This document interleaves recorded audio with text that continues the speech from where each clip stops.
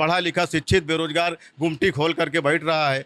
और माननीय प्रधानमंत्री जी कह रहे हैं कि पकौड़ा भी एक रोजगार है, पकौड़ा तलिए। समाजवादी पार्टी पुष्पेंद्र सरोज जी जो है चुनाव जीतने के कगार पर हैं। जो युवाओं के साथ रहेगा, युवाओं की देखेगा, उसी को हम लोग वोट करेंगे। बच्चे पढ़ाई लिखाई करते हैं किसी उसमें से कि कहीं नौकरी मिल जाएगी, ऐसा कुछ भी नहीं है। कहाँ आती है वैकेंसी? ये पुलिस वाली है, ये भी रद्द हो गई।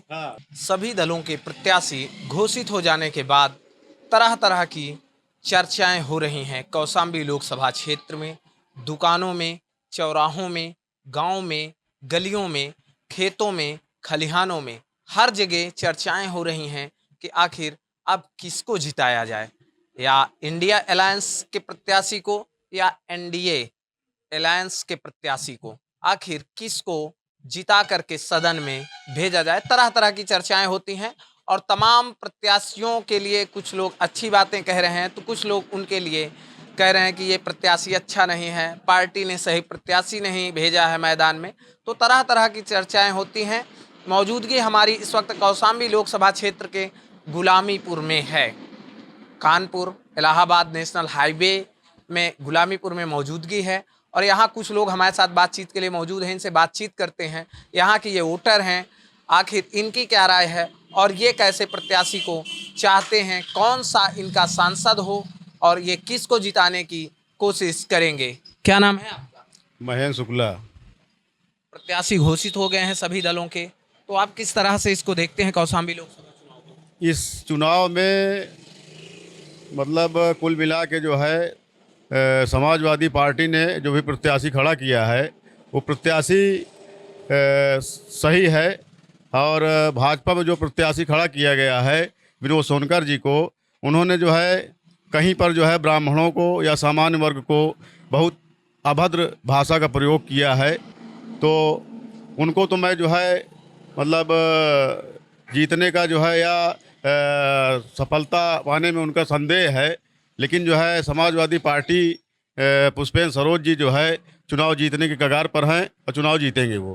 विनोद सोनकर लगातार 10 साल से सांसद हैं। तीसरी बार भारतीय जनता पार्टी ने भरोसा जताया है और आप कह रहे हैं कि वो प्रत्याशी नहीं। उन्होंने कोई विकास नहीं किया है।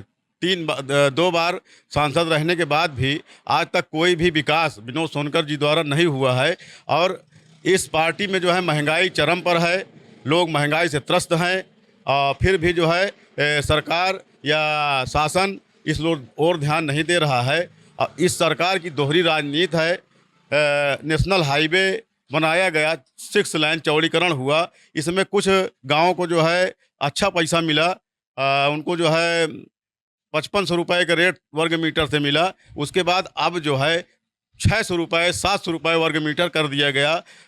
मतलब नेशनल हाईवे की ज़मीन जो एक सोना के भाव जाती है उसको जो है कौड़ियों के भाव में जो है लिया गया सरकार द्वारा। तो ये जो है नाइंसाफ़ी की गई है किसानों के द्वारा, किसानों पर। ये सरकार की राजनीति दोहरी है। ये केवल अपना वोट बैंक बनाने के लिए हिंदू मुस्लिम करती है, इसी में जो है इसको जीत मिलती है। बीजेपी ने कहा है कि हमने राम मंदिर बनवा दिया है और इस बार हमारी जीत निश्चित। नहीं, इसीलिए तो मैं कह रहा हूँ ये सरकार हिंदू मुस्लिम करके हर बार जीत जाती है। और जबकि जो भी कहती है या कहते हैं माननीय प्रधानमंत्री जी जो है उनका जो है कथनी और करने में बहुत अंतर होता है। कहीं पर जो है किसानों को जो है ठगा जा रहा है, कहीं बेरोजगारी है, कहीं जो है मतलब हर तरह से लोग परेशान हैं, बेरोजगार हैं और किसान भी परेशान है, व्यापारी भी परेशान है। कोई वर्ग ऐसा नहीं है कि जो इस सरकार से परेशान ना हो। आपका क्या नाम है? मेरा नाम भूपेंद्र प्रजापति है।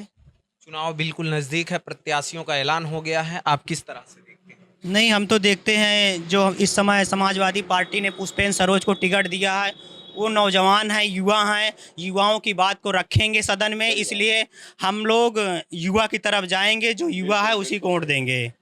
युवा प्रत्याशी आपको पसंद? जी, युवा प्रत्याशी हमको पसंद है। सालों से विनोद सोनकर सांसद रहे, उन्होंने तमाम दावे किए हैं कि हमने मेडिकल कॉलेज दिया है, तमाम सड़कों का जाल बिछाया है, इसे क्या? देखिए, ये तो जो भी सरकार आती, जो भी सरकार आएगी वो करेगी। इस ऐसा नहीं है कि विनोद सोनकर जी करेंगे, आदरणीय प्रधानमंत्री नरेंद्र मोदी जी करेंगे। जो भी सरकार आती है कुछ ना कुछ नया करती रहती है, तो इसमें कोई नया नहीं है कि वो सरकार आई तो हाईवे बना। इसके पहले भी कांग्रेस की सरकार में भी हाईवे बना था, 20 साल हो गए हैं, फिर बन रहा है। जो भी सरकार आती जाती रहेगी बनता रहेगा। युवाओं के हित में जो काम करेगा उसी को आप चुनेंगे। जी, जो युवाओं के साथ रहेगा, युवाओं की देखेगा, उसी को हम लोग वोट करेंगे। युवाओं को देखने का मतलब बेरोजगारी, और उसके बाद जो मतलब ये महंगाई बढ़ रही है, इस पे ध्यान दिया जाए, बेरोजगारी पे ध्यान दिया जाए, व्यापारियों का जो उत्पीड़न हो रहा है हर जगह पे, किसानों को जो है उनका गल्ले का मूल्य जो है निर्धारित नहीं किया जा रहा है, कहीं 500 रुपये, कहीं 1000, जैसे कि अन्य कंपनियों का मूल्य निर्धारित है। पार्ले जी 5 रुपये का है तो 5 रुपये से कम 4 रुपये का, 4.5 रुपये का नहीं मिलेगा। लेकिन किसानों की का जो है गल्ला है, किसानों का जो है अनाज है, उसके कोई रेट नहीं है, उसका कोई रेट फिक्स नहीं है। तो इसलिए इस सरकार को बार बार जो है आने का मतलब कि जो है ये लोगों को बेवकूफ़ बना रही है और जुमलेबाजी करके जीत रही है। आपका क्या नाम?